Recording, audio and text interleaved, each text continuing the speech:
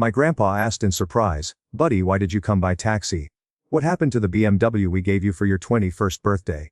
Before I could answer, my mother smiled and said, "That car belongs to his sister now." My grandpa stayed silent for a moment, deep in thought. And what he did next made me truly proud of him. I stood frozen on the porch, the weight of the moment pressing down on me. It wasn't just the question itself that caught me off guard, it was the casual way my mother had delivered it.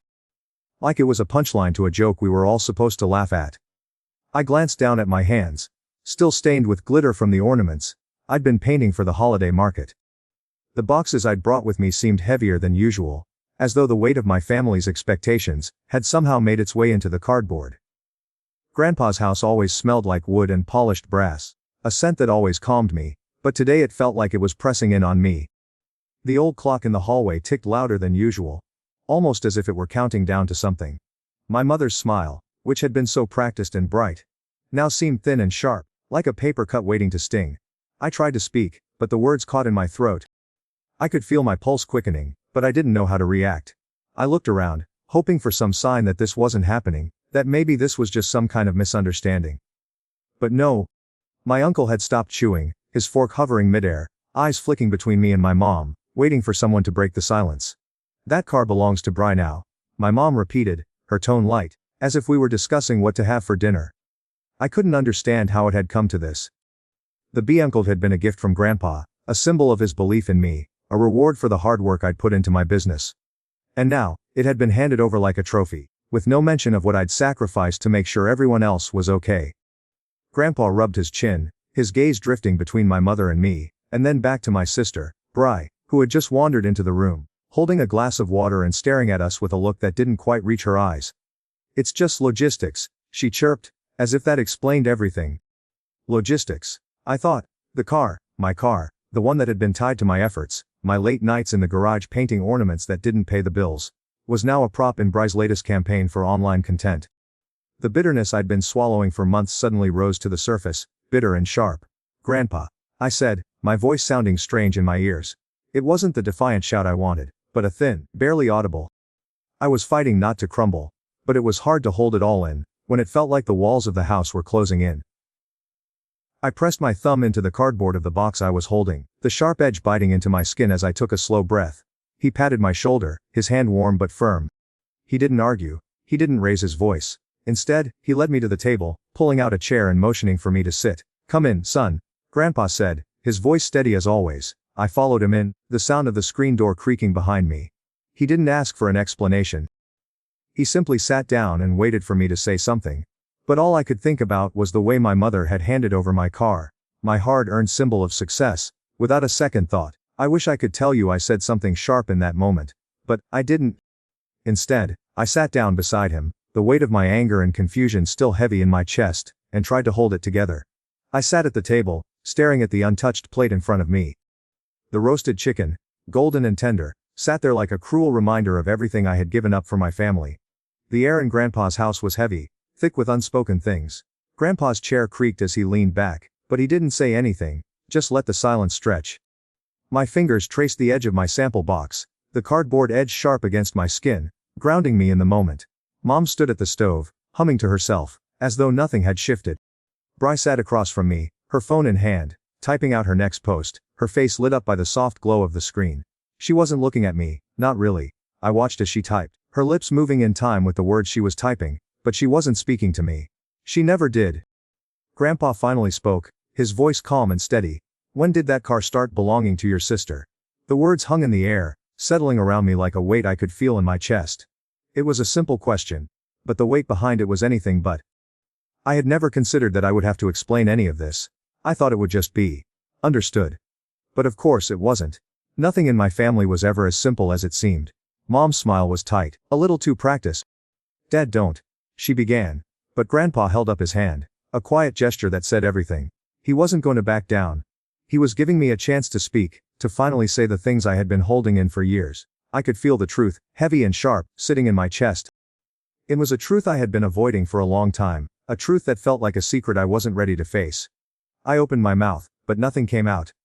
I could hear the words in my head, but they felt too big. "Don't be shy, son," Grandpa said gently. "We're family. We figure these things out." I swallowed hard. It just happened. I muttered. It was never a big deal. It just happened so many times before. Grandpa didn't press me further, but I could tell he was listening. He always listened. That was why I respected him more than anyone in the room. Even when my mom and Bree had their own agendas, Grandpa saw through it. He didn't need to ask for details to understand. I looked at my hands again, noticing the faint stains of glitter from the ornaments I'd been painting. The ones that didn't sell as fast as they used to. I wasn't the one who had the attention, the brand, or the followers. Bree had those things. She had everything, and I was left picking up the pieces, always making sure everyone else's life was in order, while mine slipped through the cracks. I had built my life in the shadow of my family's expectations, convinced that I was the steady one. The one who kept things running, who didn't make waves. But now, sitting there, I realized how much I had given up. The car, the money, the time I had handed it all over, without a second thought. And I didn't even know how it had happened. Mom's voice broke through the silence, her tone forced, as if she were trying to convince herself. You know how hard she works. Bree needs that car for her meetings. She's got things to do. You hardly drive, Wade.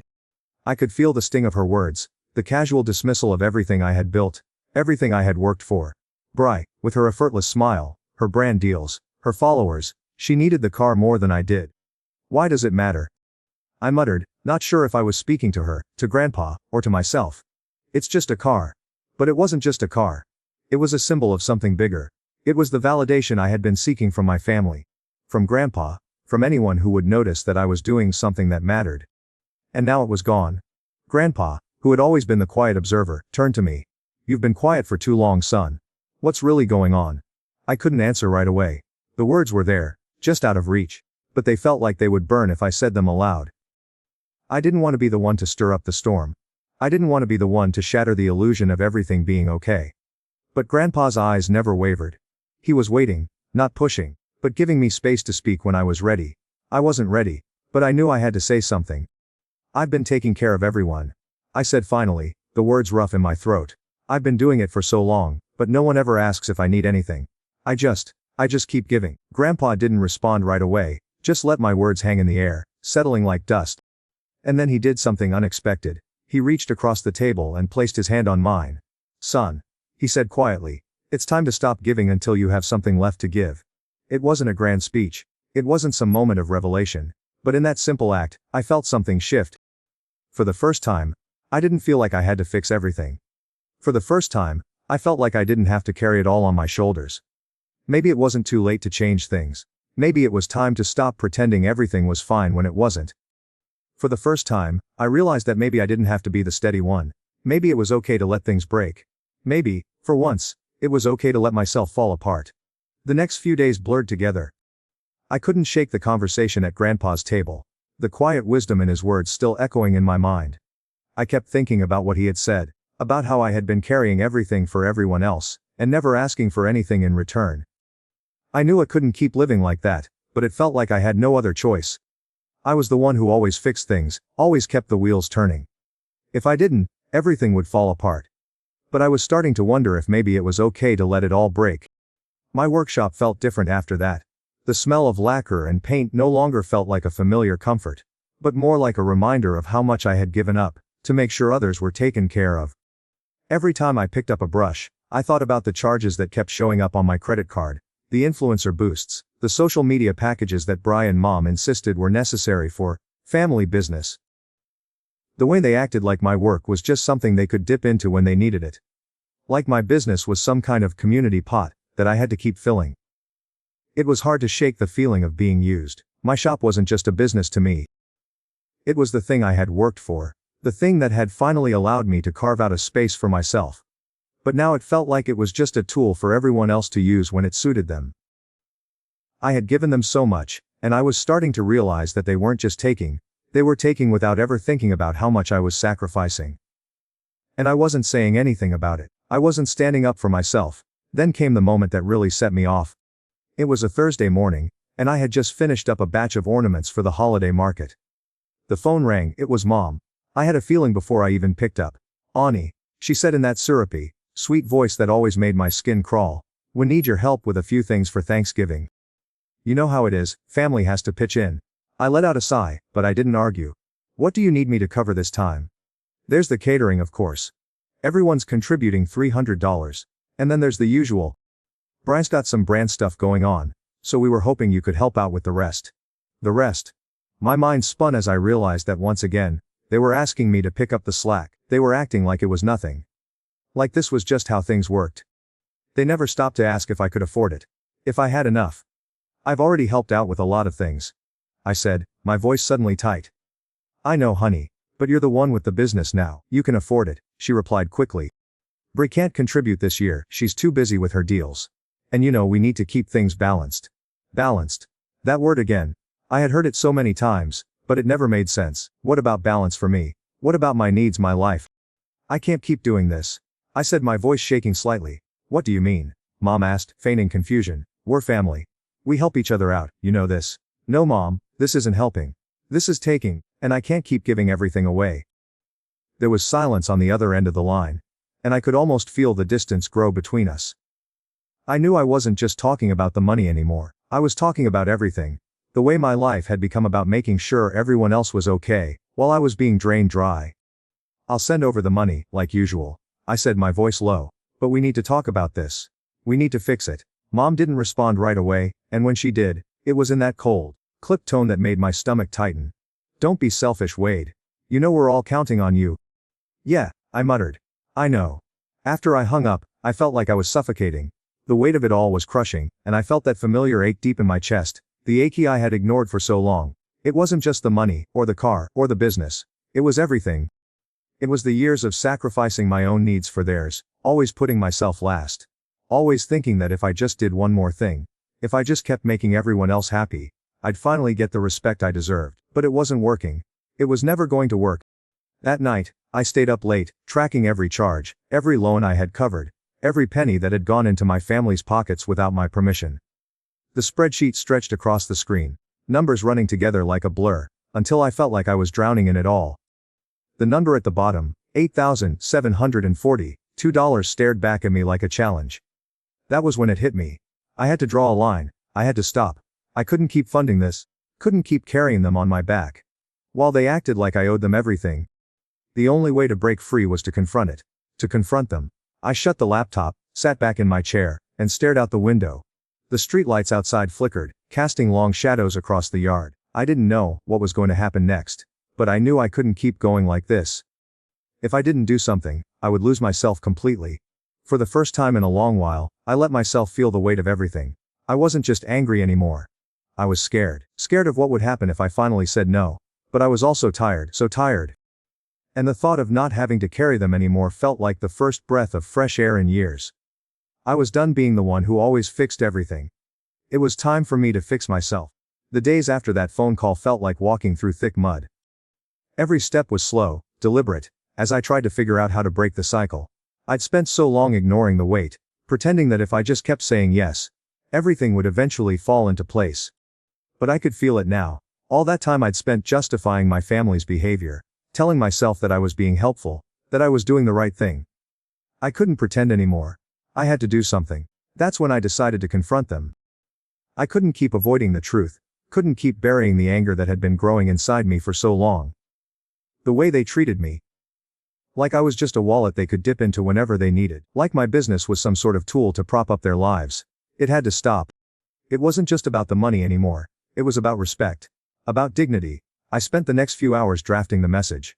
At first it felt too harsh. But then I realized harsh wasn't the problem. The problem was that I'd let them walk all over me for years, and now it was time to stop. I wrote a message in the family chat.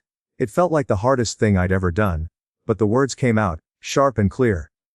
Here are the receipts for everything I've paid to the house since last year, plus business charges taken without my consent.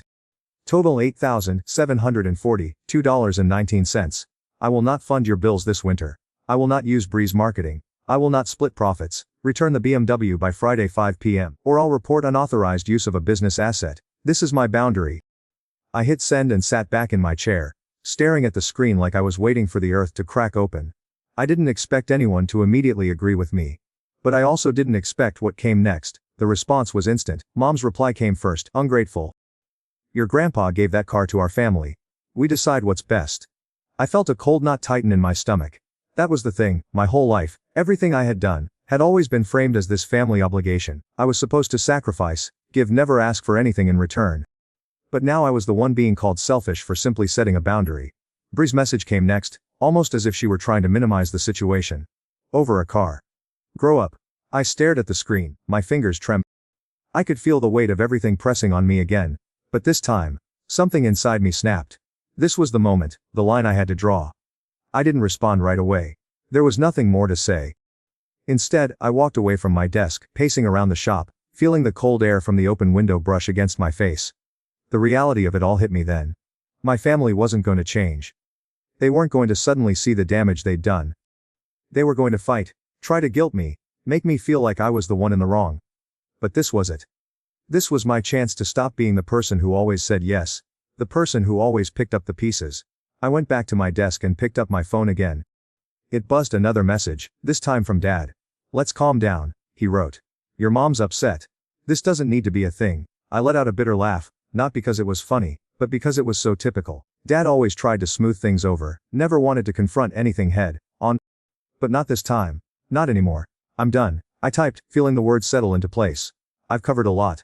I need the BMW back. I'm not doing this anymore." I hit send, but this time I didn't wait for a response. I didn't care anymore. I wasn't going to keep letting them push me around. It was done. Later that night I couldn't sleep. I kept thinking about what would happen next, about the conversations that were surely going on behind closed doors. But more than anything, I thought about what it meant for me. For the first time in my life, I was choosing myself. It wasn't easy. It wasn't going to be easy. But I wasn't afraid anymore. I had drawn the line, and no one was going to cross it. Friday came quickly, and I spent the day with a nervous energy I couldn't shake. I kept looking at the clock, waiting for the moment to come, the moment when I would finally see if they would respect my boundary or not. 5 p.m. passed, and I drove to the lot, my heart pounding in my chest. I stood there for a moment, watching the parking lot, waiting. Then, a car turned the corner, headlights cutting through the evening. Bree pulled up, the BMW gliding into the space, the engine cutting off with a sudden quiet that made everything feel too still. She didn't even look at me as she tossed the keys in my direction, her hand brushing the leather like she was discarding a piece of trash. "The tank's low," she said, the words sharp and careless. I needed it. I looked at the car, at the scratches along the rear door, at the way she held herself, like she was entitled to it all. I didn't say anything. Instead, I took the keys, walked back to the lot, and shut the door. The weight in my chest was gone, replaced by a cold, quiet relief. It was over. And for the first time in a long time, I felt like I could breathe again. The morning after I sent the ultimatum, I felt strangely calm. It wasn't the kind of calm that comes from everything being right. It wasn't even a peaceful kind of calm. No, it was the quiet of something that had been broken open, and the world hadn't quite figured out what to do with the pieces yet. I didn't know what was going to happen next, but I knew one thing for sure. I wasn't going back. I spent the morning in the workshop, cleaning up the mess from the previous night, trying to focus on the ornaments I had to finish for the holiday market. But every time I picked up a paintbrush, my mind kept going back to the family chat, the cold, sharp message from my mother. Bry's dismissive response. I hadn't expected them to just agree. I wasn't naive. But it still stung, hearing the words. Hearing them act like I was the one in the wrong. Still, I couldn't let myself get lost in it. I had to keep moving forward. By the time the afternoon rolled around, I had finished the batch of ornaments I was working on. I sat back, staring at the tiny painted cabins and glass snowflakes arranged neatly on the table in front of me. They were simple things, but they were mine. They were the only thing I had that was just for me. And for the first time in a long while, I didn't feel guilty about them. I didn't feel like I had to give them away or justify them to anyone. The phone buzzed, pulling me out of my thoughts. It was Grandpa. "Come over," the message said. No questions. I stared at the screen for a moment, then set the phone down. I hadn't seen him since the night at the house, since he'd told me I needed to stop giving until I had something left to give. I knew what that meant. He was waiting for me to come to terms with what had happened, to stop pretending like everything was okay. But even then, I wasn't sure I was ready. But I went. When I arrived, Grandpa was sitting at the kitchen table, a mug of coffee in front of him. The light from the late afternoon sun streamed through the window, casting a soft glow on the worn wooden floor. His house always felt like a sanctuary, like the world outside couldn't reach us here. But I wasn't sure that was true anymore. He didn't say anything at first, just watched me as I sat down across from him. "I read your message," he said quietly, after a long pause. "You did the right thing, Wade. But you know they're going to push back." I nodded, not trusting myself to speak. Grandpa wasn't like Mom. He didn't try to smooth things over with false assurances or guilt trips. He just told it like it was, even when it wasn't easy to hear. "I'm not asking for forgiveness," I said finally. My voice sounded rough, like I hadn't spoken aloud in a long time. "I'm just done with being the one who holds it all together. I've spent years doing it, and it's never enough. I thought if I just kept saying yes, if I kept giving, things would be better. But they're not, and I can't keep doing it." Grandpa's gaze softened, but he didn't look surprised. He'd been around long enough to see the cracks before I ever did. "You don't have to carry them, Wade," he said, his voice steady. "Not like this. You've been carrying them for a long time, and I can see it in your eyes. You're tired. But there's a difference between helping your family and letting them use you. You've crossed that line." I felt a lump form in my throat. I didn't know what to say to that. I had spent so long ignoring the truth, trying to convince myself that I could fix everything. But now, sitting across from Grandpa, I finally understood what he meant. I wasn't helping anymore.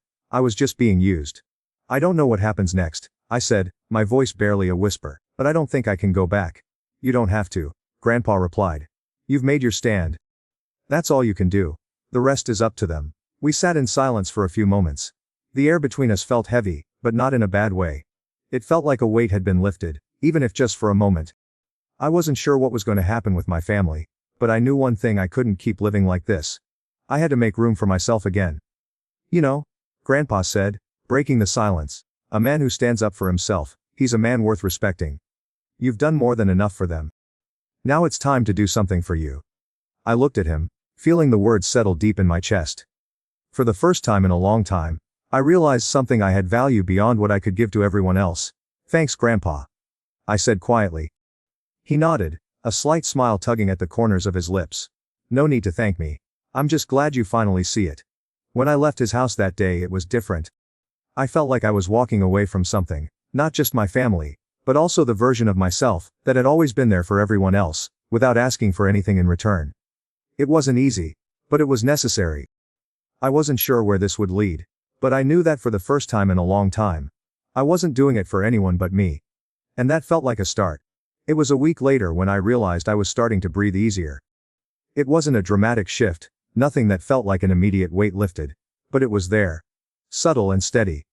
The air around me didn't feel as thick, and I didn't feel like I was constantly holding my breath, waiting for the next thing to fall apart. I still hadn't heard from Mom or Bree. They hadn't reached out directly, which only confirmed what I already knew: they were mad. And they were trying to make me feel like I was the one who had caused the problem. But I didn't care anymore. I had drawn the line. I had done what I should have done a long time ago. And then, one morning, a message from Grandpa came through.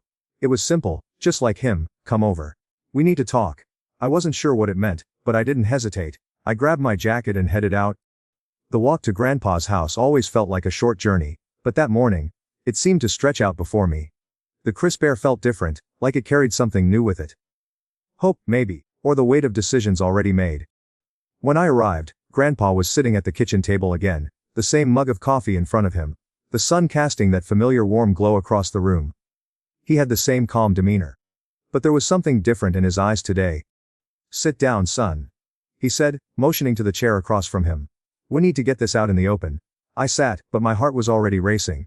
I wasn't sure what I was expecting, but the tension in the air was thick. Grandpa looked at me for a long moment, studying me in a way only he could. "I know you're still processing everything. What you did, what you had to do. But there's something you need to understand." I nodded, waiting for him to continue. "You don't owe them anything, Wade. Not the car, not the money, not the constant sacrifices. I know what it means to be a provider, to want to take care of your family. But there's a difference between helping and being used." The words hit me harder than I expected, settling into my chest like something I'd always known, but hadn't allowed myself to acknowledge. I had spent my whole life feeling like I had to provide for everyone, like I had to fix everything, even when it meant ignoring my own needs. "I've always been the one to take care of things, Grandpa, but I don't know how much longer I can keep doing it. They take, and never seem to notice when I'm running on empty." Grandpa reached across the table, placing his hand on mine. "That's the key, son. They don't notice, they can't, because they've never had to. You've always been there to pick up the slack. But you don't have to do that anymore. You're not responsible for their happiness, their mistakes, or their comfort." I closed my eyes for a moment, letting his words sink in. It was as if a door inside me had cracked open, just a little.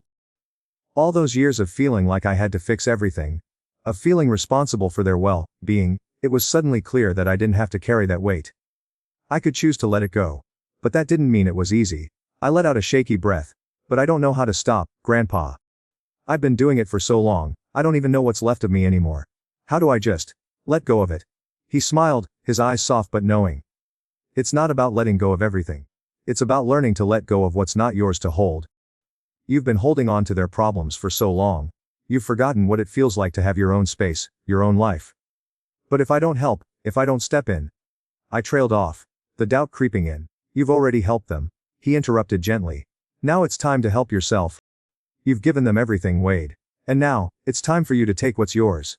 Your business. Your peace. Your future. I felt a weight shift inside me, lighter than I'd felt in years. It was as though I had been carrying a backpack full of rocks, and someone had finally helped me take it off my shoulders. I could feel the pressure starting to ease, the quiet space inside me starting to grow. But how do I tell them? How do I make them understand? I asked, my voice small. You don't, Grandpa said simply. You don't owe them an explanation. Your boundaries are yours, and they don't need to be justified. They'll understand when they see you standing firm. And if they don't, well, that's something they'll have to live with. Not you. I took a deep breath, trying to absorb it all. It wasn't going to be easy, but for the first time, I felt like I could do it. I could set my boundaries and not feel guilty. I could choose my own path. You've done good, Wade. Grandpa added, giving my hand a final squeeze before letting go. But it's the right thing. You've got your whole life ahead of you.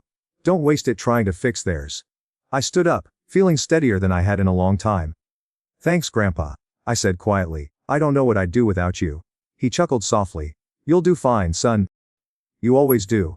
As I left his house, I felt the weight of my decision settle in my bones. I wasn't sure what was going to happen next with my family, but I knew that whatever it was, I was finally ready to face it on my terms. And that was enough. The next few days passed in a blur.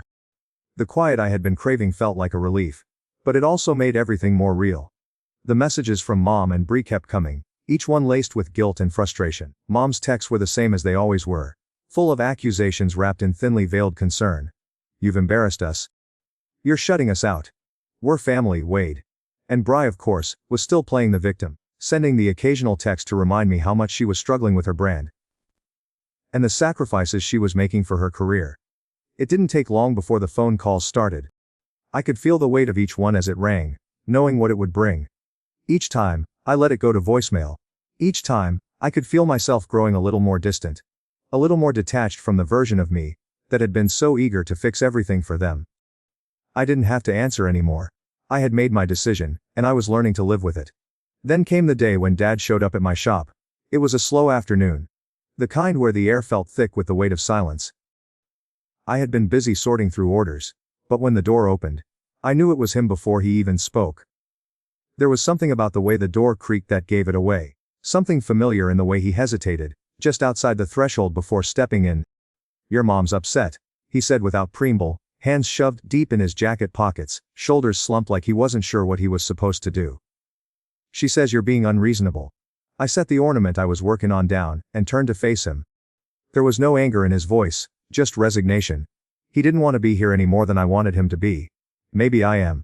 I replied, my voice steady. Maybe I'm just tired of pretending like everything's fine. He didn't respond right away. Instead, he stood there, looking at the floor, as if he couldn't quite bring himself to meet my eyes. Dad had always been like that, distant in a way that wasn't overtly harsh, but made everything between us feel like a game of pretend. You've been helping your mom and Bree for so long, he said, voice low. I get it, I do, but Wade. He paused, shifting his weight from one foot to the other, his eyes finally meeting mine. They need you. You can't just walk away from them. It's not right. I let out a sharp breath. They've never asked if I needed anything. They've never considered that maybe I need to be left alone for once, that I need something too. I've been carrying them for so long, Dad. I can't do it anymore. He seemed to take that in, his face softening a little, but there was still something in his eyes that looked almost disappointed. It was the same look I had seen countless times growing up, the look that told me I wasn't living up to the image of what he thought I should be. You're turning your back on us, Wade, he said, his voice quiet but full of hurt. You think we don't need you. You think this is easy for us. I swallowed hard. I wanted to say something. Something that would make him understand, but the words stuck in my throat. There was too much history, Too many years of feeling like I was invisible, too many moments where I had been the one to sacrifice, and never get anything in return. How could I explain all of that in one conversation? I'm not turning my back on you, I said slowly. I'm just finally standing up for myself. I've given everything I have, Dad. And right now, I have nothing left. His eyes narrowed, and he sighed. I don't know what you want from us, Wade. You think you can just cut yourself off and everything will be okay? I stood there for a long moment, feeling the weight of his words, the heaviness of the silence between us. Finally, I said, I don't know what I want, Dad. But I know what I don't want anymore. The words hung in the air like an unfinished sentence, both of us stuck in a place where there was nothing more to say. Dad didn't move. He didn't leave. He just stood there, as if waiting for me to take it all back, to apologize and make everything right again. But I couldn't. I wasn't going to. I'm going to keep doing my thing, I said quietly. I'm not going back to how it was. I've made my choice. Dad didn't argue. He didn't try to convince me otherwise. He just nodded, slowly, like he was accepting something he didn't fully understand, but knew was true. I'll be here, he said finally, his voice almost distant. If you change your mind. I nodded, but there was no comfort in it. His words didn't feel like a promise or a reassurance. They felt like resignation. Take care of yourself, Wade, he said, turning toward the door. I hope you figure it out. And with that, he left. For a long time after, I just stood there, the emptiness of the shop pressing in around me. It wasn't relief, it wasn't a victory. It was just silence. The kind of silence that comes after something has broken. When all you can do is wait for the pieces to fall into place. I didn't know what was going to happen next. But I knew one thing. I wasn't going to let fear make my decisions anymore. I wasn't going to keep bending to the will of a family that had never asked if I was okay. Maybe they didn't understand it now. Maybe they wouldn't for a while. But I couldn't keep waiting for their approval. I couldn't keep living for their happiness at the expense of my own. It was time for me to live my own life. Even if that meant walking away from everything I had once thought was enough. The days that followed were quieter than I had expected. I kept my distance from the family, not answering calls, not replying to texts. The guilt still gnawed at me from time to time, but I didn't give in. I couldn't afford to. Not anymore. I spent most of my time in the workshop, finishing the orders I'd been putting off. The familiar hum of the airbrush, the steady rhythm of my brush strokes, it was a kind of peace I hadn't known in years. My mind, which had always been busy with everyone else's problems, was finally quiet. It was just me and my work. And for the first time, I realized how much I had missed that peace. But even with the calm, there was a weight in the air, a sense of something unfinished, still unresolved. I couldn't deny that it bothered me, but I also knew it was necessary. I couldn't keep pretending like everything was okay, like I could keep carrying the weight of my family's expectations. I had given enough. Now, it was time to give to myself. A week passed before I heard from Grandpa again. His text was simple, just like him: come over. Let's talk. I didn't hesitate. I knew what it meant. Grandpa had always been the one to help me see the bigger picture, to remind me when I was losing myself in all the noise.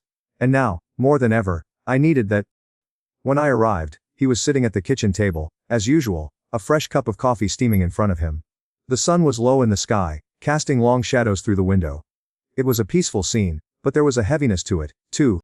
We both knew things had shifted, and nothing would ever be the same. You look good, Wade, Grandpa said, his eyes crinkling as he gave me a small smile. I see a little more life in you. I sat down across from him, the chair creaking under my weight. I hadn't realized how much I had been holding onto until this moment. Thanks, Grandpa, I said quietly. It's been a lot. But I think I'm starting to figure it out. He nodded slowly. Good. But don't think it's going to be easy. The hard part is still ahead of you. I felt the truth of his words settle in. I had drawn a line. I had set my boundaries. But that didn't mean things would magically get better. It didn't mean the guilt would go away or that my family would suddenly understand. I'm not looking for it to be easy, I said, my voice steady. I just want it to be mine. Grandpa took a slow sip of his coffee, then set the mug down gently. That's the hardest part. But it's the only way forward. You can't keep giving everything away. Not if you want to have something left for yourself. I didn't know if I believed that yet, but I wanted to. More than anything, I wanted to believe that I had a right to my own life, my own happiness. I'm scared, Grandpa, I admitted, the words slipping out before I could stop them. I don't know what's going to happen if I keep saying no. I don't know how to live with that. He looked at me, his gaze steady and warm, like he could see right through the fear. The only thing you need to fear is not living your own life. You've spent so much of your time trying to fix everyone else's problems that you've forgotten what it means to take care of yourself.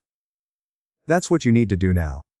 It's the only way you'll ever find peace. I sat back in my chair, the weight of his words pressing on me. Peace. It seemed like such a small thing, something so easily overlooked, yet I had spent years searching for it in all the wrong places. In my family's approval. In their happiness. But peace, I realized, wasn't something I could find by constantly giving of myself. It was something I had to create for myself. I don't know if I'll ever get it right, I said softly. You don't have to, Grandpa replied, his voice calm but firm. You just have to keep going. Keep choosing yourself, the rest will fall into place. I sat there for a moment taking it all in. I wasn't sure I fully understood it yet. But I could feel something shifting inside me. Something that felt like the start of something new. For the first time in a long time, I felt like I was on the right path. Later that evening, I went back to my shop, the cool air brushing against my face as I stepped inside. It was still quiet, the only sound the steady hum of the lights overhead. I sat down at the table and started painting again. It felt different now. The brush strokes were smoother, the colors richer. Each ornament felt like a small act of reclaiming something I had lost. I wasn't sure where this would all lead. I didn't know if my family would ever truly understand, or if things would ever be the same again. But for the first time in my life, I was finally living for myself. And that was enough. The phone didn't ring that night. I didn't check the messages. For the first time in ages. I wasn't waiting for someone else to tell me what I should do. I was choosing my own path, and it felt like the first real step towards something I had never known I needed. I was finally free,